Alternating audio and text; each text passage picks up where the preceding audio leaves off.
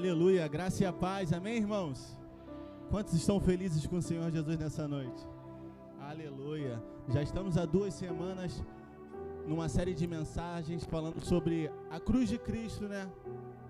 E é um tema que é infindável, querido. A gente vai falar, e quando você achar que chegou na plenitude, você dizer assim, poxa, já sei de tudo da cruz de Cristo. Vai ter muito mais ainda. Fala para essa pessoa que está do seu lado, você está no lugar certo. Com um pouco mais de força, você está no lugar certo, na hora certa e com as pessoas certas. E Deus tem uma palavra para a sua vida nessa noite, amém? Aleluia. O triunfo da cruz, parte 3. Se você tem uma Bíblia, abra ela aí em 1 Coríntios, capítulo 1, do 18 ao 24, ou ligue a sua Bíblia, amém? 1 Coríntios, capítulo 1, versículo do 18 ao 24. Olha o que diz a palavra do Senhor. Certamente, a palavra da cruz é loucura para os que se perdem, mas para nós que somos salvos, tem salvos aqui? Poder de Deus. Pois está escrito, destruirei a sabedoria dos sábios e aniquilarei a inteligência dos instruídos. Onde está o sábio? Onde está o escriba? Onde está o inquiridor deste século? Porventura não tornou Deus louca a sabedoria do mundo? Visto como na sabedoria de Deus, o mundo não o conheceu por sua própria sabedoria. Aprove a Deus salvar os que creem pela loucura da pregação. Porque tanto os judeus pedem sinais, como os gregos buscam sabedoria. Mas nós pregamos a Cristo crucificado, escândalo para os judeus e loucura para os gentios. Mas para os que foram chamados, tanto judeus como gregos, pregamos Cristo, poder de Deus e sabedoria de Deus. Porque a loucura de Deus é mais sábia do que os homens, e a fraqueza de Deus é mais forte do que os homens. Vamos orar mais uma vez, feche os seus olhos. Pai, a Tua palavra é a semente, a terra é os nossos corações. Ó Deus, germina essa palavra, Senhor, nos nossos corações. Nos traga o rema nessa noite, Pai, que não venha ficar, Senhor, só no âmbito da alma, Senhor, que possamos ter a revelação no nosso espírito, Deus. Em nome do Senhor Jesus Cristo, Pai. É o que eu te peço e desde já te agradeço. Amém e amém. Como eu falei para vocês, amados, estamos já há 2 semanas pregando sobre a mensagem da cruz. E é muito engraçado porque Paulo também pregava essa mensagem. Quando você vai ver o contexto histórico de 1 Coríntios 1, capítulo 1, havia uma divisão na igreja. Alguns falavam assim, olha, eu sou de Paulo. Outros falavam, olha, eu sou de Pedro. Outros falavam, eu sou de Apolo. E alguns falavam, eu sou de Cristo. E Paulo vai combater essa divisão que estava começando a disseminar a igreja de Cristo. E ele fala justamente, querido, o que nós vamos pregar hoje. Ele diz assim, acaso está Cristo dividido? Ou foi Paulo que foi crucificado por vós? Então, queridos, Paulo, ele dá uma perspectiva para aqueles irmãos que falavam que eram de uns e que eram de outros, dando uma perspectiva de cruz. Só que quando Paulo vai combater, querido, a divisão da igreja, ele dá dois princípios fundamentais que nós precisamos entender hoje como igreja, amém? Quando a gente fala sobre a cruz de Cristo, a gente precisa entender o princípio vertical e o princípio horizontal. A cruz de Deus veio unir, ou veio ligar Deus aos homens, verticalmente, e veio ligar um homem a outro. Porque sem a cruz de Cristo, querido, a verdade é que a gente não ia ter comunhão com Deus e nem comunhão uns com os outros. O Carlinhos foi muito usado por Deus falando sobre a koinonia, que é a comunhão, amém? E a mensagem da cruz é o centro do evangelho. A morte de Cristo, que tira o pecado do mundo, foi a primeira revelação que o João Batista teve. João Batista estava pregando e, de repente, sai do meio da multidão, Carlinhos, o Cristo. E quando João vê o Cristo, a primeira revelação que ele tem, ele fala assim: eis ali o Cordeiro de Deus, aquele que tira o pecado do mundo. Isso é poderoso demais, irmãos. O sangue justo derramado na cruz em nosso favor deve ser a nossa ênfase principal. O cristão que não conhece a cruz de Deus não pode desfrutar dos seus benefícios. A cruz é o centro da história do mundo. É lógico que o poder não está na cruz de madeira, amém, irmãos? O poder está na obra consumada na cruz do Calvário. A cruz de madeira vazia, como nós usamos como pingente, é só um símbolo do cristianismo. A crucificação do Filho de Deus fez convergir em Cristo todos os eventos dos tempos. Atraiu o foco do universo e mudou o calendário. Trouxe esperança ao pecador. Sem a cruz, querido, eu e você hoje não teríamos parte com Deus.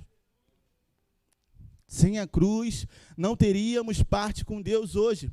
É por isso que era escândalo para os judeus e loucura para os gregos, porque os judeus falavam assim: cara, não entra na nossa mente, não entra na nossa cabeça um rei que nos foi prometido morrer como maldito na cruz do Calvário. É por isso que o texto fala que era escândalo para os judeus e para os gregos loucura, porque quando eles olhavam a Bíblia, eles falavam assim: cara, o herói de vocês morreu na cruz do Calvário? Não tem como crer nisso. Literalmente, querido, não tem como crer de uma maneira natural. A cruz deve ser entendida espiritualmente. Só entende a cruz do Calvário quem sabe que foi perdoado por ela. E a mensagem de Cristo, querido, a mensagem de Paulo era justamente essa. Quando a gente começa a ler os evangelhos, a gente vê que a mensagem de Cristo dava um ponto, uma página em branco para as pessoas que a aceitavam. A gente vê, querido, que Jesus prega a mesma mensagem para a prostituta e prega a mesma mensagem para o fariseu. A prostituta fala assim: cara, tem uma página em branco para mim, o Senhor está falando que se eu acreditar no Senhor, eu vou entrar nesse reino, eu vou desfrutar de coisas poderosas, maravilhosas. É verdade isso? A prostituta falava assim: se tem uma página em branco para mim, eu quero recomeçar. Eu abandono todos os meus pecados e quero viver essa vida aqui. E quando Jesus pregava essa mesma mensagem de arrependimento e uma vida nova para os fariseus, eles falavam assim: que loucura é essa? O meu passado é perfeito. Eu não tenho nada para que me arrepender. É por isso que os fariseus, os saduceus, eles rejeitavam a mensagem da cruz. Porque eles não entendiam isso. A mensagem da cruz é essa. Eu tenho uma página em branco para você, querido. Você pode recomeçar nessa noite, amém? Hoje queremos ver algumas razões para celebrar o triunfo da cruz.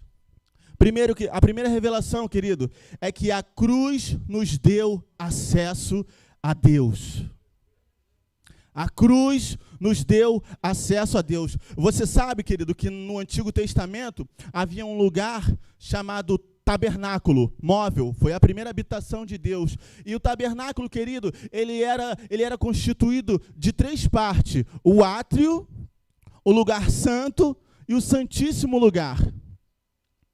E uma vez por ano, querido, o sumo sacerdote, ele iria oferecer um sacrifício pelo pecado de toda a nação. Pode abaixar o fundo, por favor. E uma vez por ano, querido, o sumo sacerdote, ele entrava no santíssimo lugar, uma vez por ano, querido, pelo pecado de toda a nação. Aspergia o sangue naquele propiciatório e uma vez por ano. Para os judeus é chamado de Yom Kippur, o 10º dia do mês de Tishrei, que é comemorado 15 de setembro. É o dia mais sagrado do calendário judaico. O judeu tira um dia no ano, querido, para falar assim: nossa, hoje eu fui perdoado. A gente não, querido. Todo dia quando acordar, a gente pode lembrar da cruz do Calvário e dizer: eu fui perdoado ontem, hoje e você para sempre e eternamente. Aleluia! Só que entre o lugar santo e o santíssimo lugar, existia uma coisa que se chamava o véu do santuário. Eu queria que vocês olhassem para essa imagem. Esse era o véu do santuário, que delimitava o lugar santo do santíssimo lugar. Amém? Fica com essa imagem na sua mente, você vai entender o que nós vamos estar falando. E esse véu, querido, era o que separava ali aquelas duas partes. Teve um homem muito sábio na Bíblia, que ele se chama Flávio Joséfo. Ele diz que o véu tinha 12 centímetros de espessura. E ele fala também que 2 cavalos correndo em direções opostas não poderiam rasgar o véu, porque ele era muito duro, ele era muito espesso. Amém? Mas, queridos, Jesus, quando subiu ao madeiro, ele rasgou esse véu. Projeta para mim Mateus 27, 51. Olha o que diz. Eis que o véu do santuário se rasgou em 2 partes. Do alto a baixo, tremeu a terra e fenderam-se as rochas. Do alto a baixo, querido, sabe o que quer dizer? Que foi Deus que começou rasgando esse véu para o caminho para a sua presença, para que o caminho para a sua presença fosse aberto. Por isso nós hoje temos acesso ao Pai. Aleluia! Queridos, os judeus, eles tinham medo de entrar no Santíssimo Lugar. Na verdade, era proibido qualquer pessoa entrar naquele lugar. Uma vez ao ano, como eu falei para vocês, o sumo sacerdote iria oferecer ali o sangue do holocausto pelos pecados das nações. Ele colocava sinetas nas suas orlas, né? E colocava uma corda amarrada na sua cintura. Então, os outros sacerdotes iam dando corda, porque se o sacerdote tivesse em pecado, ele morreria diante da presença de Deus. Olha o quão difícil, olha o quão sério era, querido, entrar naquele lugar. E se ele morresse, né, ninguém podia entrar lá, tinha que vir puxando com a corda. Que loucura, meus amados irmãos. Porém, nós não, queridos. Olha o que o escritor de Hebreus diz em Hebreus 10, do 19 ao 23. Tendo, pois, irmãos, intrepidez para entrar no santo dos santos, pelo sangue de Jesus, pelo novo e vivo caminho que ele nos consagrou pelo véu, isto é, pela sua carne, e tendo grande sacerdote sobre a casa de Deus, aproximemo-nos com sincero coração, em plena certeza de fé, tendo o coração purificado da má consciência e lavado o corpo com água pura. Guardemos firmes a confissão da esperança sem vacilar, pois quem fez a promessa é fiel. Amados, o véu já se rasgou, nós temos acesso à presença do Senhor ainda hoje. Amém, queridos? Nós temos acesso. Eu não preciso pedir a um padre, eu não preciso pedir a um rabino, eu não preciso chegar a Maria, para Maria pedir para o filho pedir ao pai, para que eu entre no acesso dele, querido. O acesso está ligado, o Wi-Fi está ligado, querido. O Wi-Fi da cruz está ligado, a senha é Tetelestai. Amém, Carlinhos? Aleluia, eu peguei ontem mesmo. Então, queridos, hoje nós temos intrepidez. O escritor de Hebreus, ele é muito usado por Deus, quando ele fala assim: olha, nós temos que entrar na presença de Deus com intrepidez, querido. Porque hoje, querido, nada mais nos separa da presença. Amém, queridos? Hebreus 4, versículo 14 e 16 diz assim: tendo, pois, Jesus, o Filho de Deus, como grande sumo sacerdote que penetrou os céus, conservemos firmes a nossa confissão, porque não temos sumo sacerdote que não possa compadecer-se das nossas fraquezas. Antes foi ele tentado em todas as coisas à nossa semelhança, mas sem pecado. Acheguemo-nos, portanto, confiadamente junto ao trono da graça, a fim de recebermos misericórdia e acharmos graça para socorro em ocasião oportuna. A fim de quê, irmãos? Leia o versículo 16. Muitas pessoas ainda hoje, querido, têm uma visão errada de Deus, têm uma visão equivocada de Deus. Pensa que Deus é um velho barbudo sentado num trono, esperando você vacilar para largar uma cajadada na sua cabeça. Quando a gente chega hoje na presença de Deus, Deus não nos coloca mais doença, Deus não nos recebe com pauladas, não recebe com condenação. nem recebe nos ameaçando do inferno. Olha o que diz, querido. Acheguemo-nos, portanto, confiadamente junto ao trono da graça, a fim de recebermos misericórdia e acharmos graça para socorro em ocasião oportuna. Sabe o que significa a palavra misericórdia? Vem do latim, miseris cardi, significa colocar o coração na miséria de alguém. Quando hoje a gente chega diante de Deus, Deus ele projeta o seu coração em misericórdia para nós e nos rende graça. Graça, querido, tem graça para você nessa noite. Amém? Quando você fala com Deus, recebe misericórdia, acha graça e socorro. Querido, é tão bom poder ler isso na Bíblia. É tão bom poder ler essa verdade espiritual na palavra de Deus. A palavra da cruz nos traz segurança, nos traz paz com Deus, nos traz alegria, nos traz descanso. Hoje, querido, nós não precisamos de intermediário. Fala para o irmão que está do seu lado, você não precisa de intermediário. Jesus quebrou o abismo entre Deus e os homens, na obra consumada da cruz do Calvário. Como eu falei para vocês, irmãos, na antiga aliança, se alguém ousasse entrar, seria morto. Só existia só um dia que o sumo sacerdote poderia entrar. Mas agora que o véu foi rasgado, nós temos livre acesso. E mais do que isso, nós temos plena aceitação. Você não foi 50% aceito, você foi 100% aceito por Deus. O sacrifício de Jesus na cruz do Calvário subiu como um aroma agradável às narinas de Deus. Ele disse, está aceito, está aceito. Meus pecados castigados em Jesus, foi ali pela fé que os meus olhos abriu, e agora me alegro em sua cruz. Era poderoso demais, querido. Aleluia, querido. Obrigado, Jesus, pela tua cruz. Você sabe, querido, que por volta de 500 depois de Cristo, os calendários começaram a dividir a história da humanidade entre antes do nascimento de Cristo e depois, né? Embora haja muita discrepância quanto ao exato ano do nascimento de Jesus, a cruz foi o ponto crucial da história. AC se refere antes de Cristo e DC depois de Cristo. E isso está muito na nossa Bíblia. Na nossa Bíblia. O nascimento de Jesus é muito importante.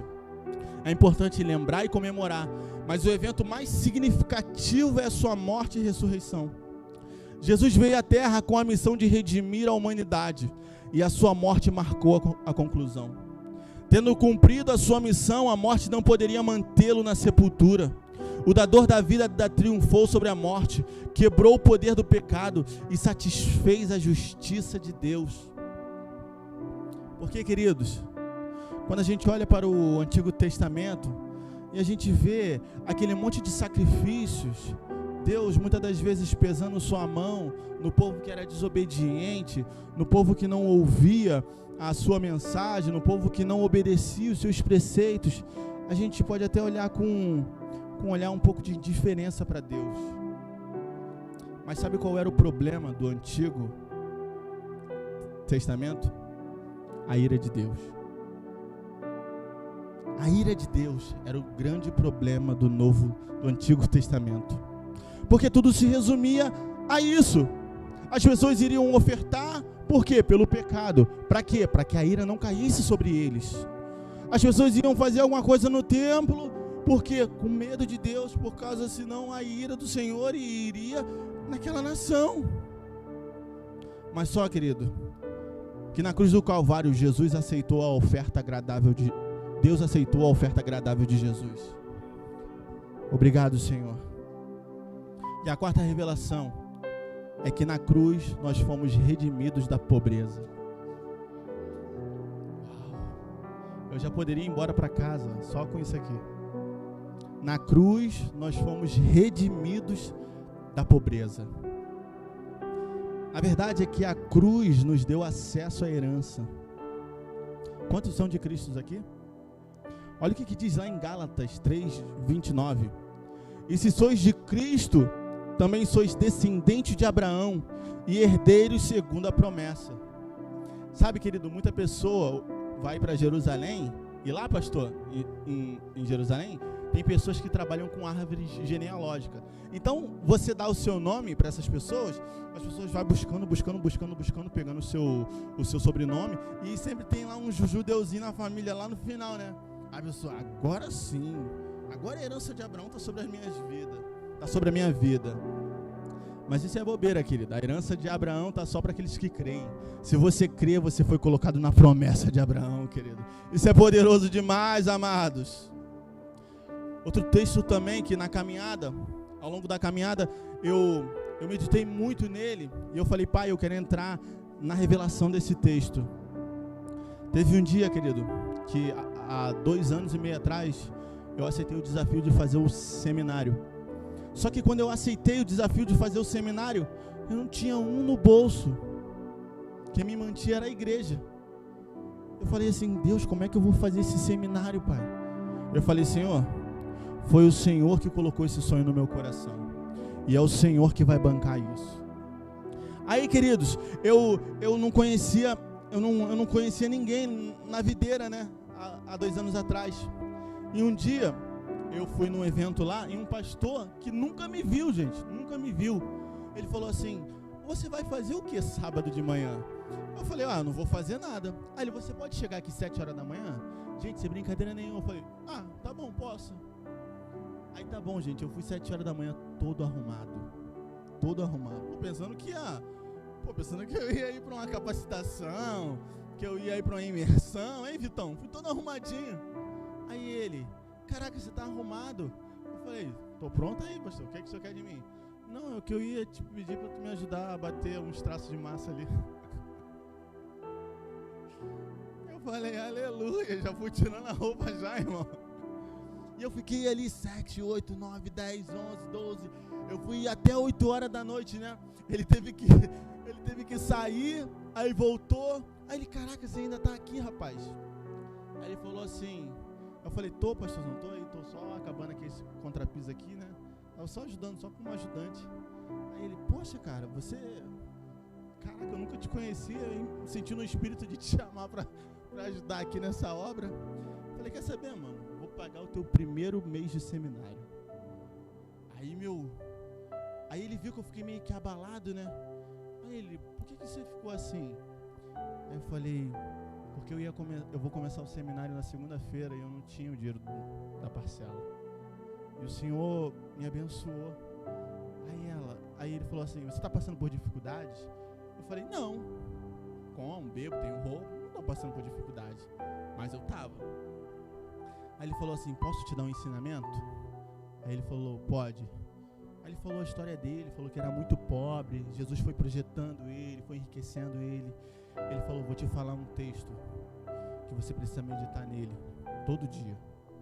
2 Coríntios 8:9 diz assim, pois conheceis a graça de nosso Senhor Jesus Cristo, que sendo rico se fez pobre por amor de vós, para que pela sua pobreza vos tornassem ricos. Meu irmão, quando ele falou aquilo para mim, foi como uma flecha aguda no meu coração. Se eu te contar, querido, todo movido durante os anos do meu seminário, depois desse mês, se levantou uma pessoa e falou assim, cara, vou pagar 5 meses do seu seminário. Aí eu falei, que isso, gente? E eu só fui desfrutando dessa maravilha, dessa herança. Eu falei assim, pai, eu preciso, eu não sei nem o que fazer, pai. Mas é assim, né, queridos? Quando a bênção vem sobre as nossas vidas, a gente não consegue explicar. Bênção explicada é mérito teu. Agora a bênção que não é explicada é o favor imerecido. É o entrar na herança, Carlinhos. É o desfrutar da herança da cruz do Calvário. Mas muita gente se sente agredida ao ler essa parte da Bíblia, né? Que isso? Não sabeis a graça de Deus, que Cristo, sendo rico, se fez pobre para nos enriquecer? Querido, foi isso que ele fez. Porque se ele não se tornasse pobre, hoje você nunca desfrutaria da herança. E foi na cruz, querido. Ele se despojou todo. se despojou da sua divindade, da sua glória, e morreu, e ressuscitou.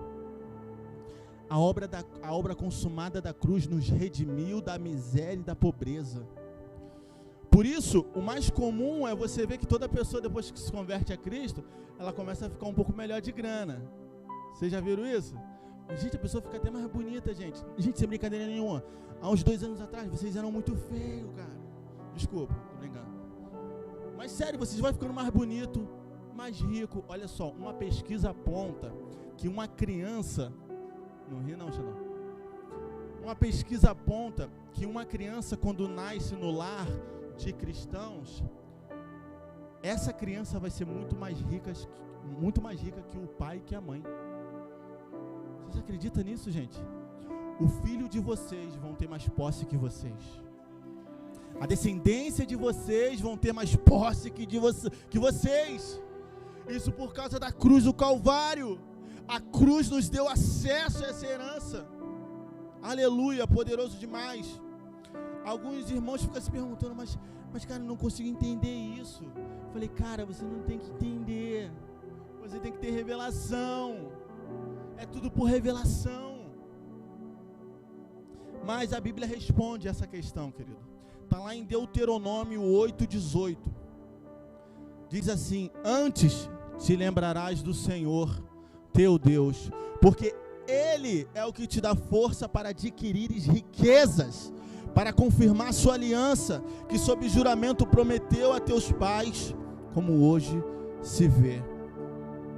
Olha, queridos, comecei na caminhada cristã em 2014. Eu sentei na quarta fileira daquela cadeira ali, e eu estava no louvorzão, né? E eu senti muita vontade de ficar nesse lugar. Eu falei assim, cara, que isso? Mas eu já tenho igreja, isso aqui é do inimigo. Vou sair de um lugar para o outro. Só que quando eu saí desse lugar, querido, eu senti uma forte convicção que aqui era o meu lugar. Eu cheguei para o meu pastor no outro domingo e falei assim, ó, eu senti de Deus de ir para outro ministério. Queria agradecer ao Senhor por todo o tempo que eu tive aqui, mas eu queria que o Senhor me abençoasse para que eu fosse para lá. E lá, querido, eles pregavam um voto de pobreza. Eles falavam que crente não tinha que ter, money, cash. Porque a riqueza, eles falavam que a riqueza corrompe o homem. Só que era mentira, querido. Salmos 35, versículo 7. Eu queria que tu projetasse para mim, Lu. Eu falei que não ia pedir nenhum. Olha o que diz em Salmo 35, versículo 7. Meu irmão, isso aí é para tu pegar com o teu espírito aberto, assim. Igual quando a bola vem no seu peito, Eduardo. Meu irmão, é agora, 35, 27. Salmos 35, 27. Pega essa revelação no seu coração. Não sou eu que estou falando, não. É a palavra, Cantem e alegrem-se os que amam a minha justiça. E digam continuamente: o Senhor seja engrandecido, o qual ama a prosperidade dos seus servos. Meu irmão, quer ver Deus se alegrar? É quando você começa a prosperar. Quer ver Deus se alegrar? É quando Ele olha para os seus filhos e não vê que eles não estão passando nenhuma necessidade. Que Deus é esse, irmão? Que gosta de ver o filho passando fome, necessidade? Não, querido. Não existe esse Deus. O nosso ama a nossa prosperidade. Aleluia. E, irmão, nós desfrutamos disso na plenitude. Amém, irmãos? Faz parte da obra da cruz a abolição da miséria e da escassez. Em Cristo Jesus, graças a Deus, toda a maldição da pobreza foi removida. A cruz deu acesso para que todos os seus filhos se tornem prósperos. Quantos são filhos de Deus aqui? Então saiba que você está autorizado a prosperar.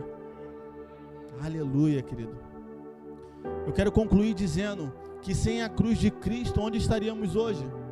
Em 2015 eu fiz uma pergunta de $1 milhão para um pastor chamado Paulo Ribeiro.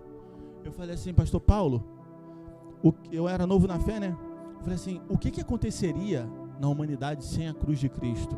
Ele falou assim, filho, com aquela voz bonita que ele tem, filho, nós não estaríamos aqui. Eu falei, uau. Graças a Deus, que Deus entregou o seu Filho naquela cruz para nos salvar. As bênçãos já foram pagas na cruz do Calvário. Querido, sabe por que Jesus bradou tetelestai? Sabe por quê? Olha só, antigamente, querido, eles não costumavam andar com muito dinheiro. E geralmente quem bancava as compras da família era o pai. Então quando o filho ia para o mercado, ele falava assim, ó, me dá meio quilo de farinha, me dá meio quilo de ovelha, me dá uma ovelha, e daqui a pouco o meu pai acerta contigo. Aí ia de venda em venda. Quando o pai daquele menino ou daquela menina vinha pagando, ele ia pagando e ele ia falando, sabe o quê?